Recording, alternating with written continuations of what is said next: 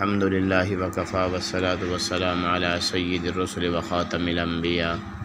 میرے محترم دوستو، تیسرے عشرے کا پہلا دن ہے۔ اس عشرے کی بھی دعا تعلیم دی ہے اسلام نے۔ اللہم اجرنی من النار، اے اللہ مجھے جہنم سے پناہ عطا فرما۔ اس عشرے میں اس دعا کو کثرت سے پڑھیں گے۔ حضور اکرم صلی اللہ علیہ وسلم ارشاد فرماتے ہیں، جو بندہ فجر کی نماز کے بعد 7 مرتبہ اور مغرب کی نماز کے بعد 7 مرتبہ اللہم اجرنی من النار پڑھ لے، اللہ پاک اسے جہنم سے محفوظ فرما دیتے ہیں۔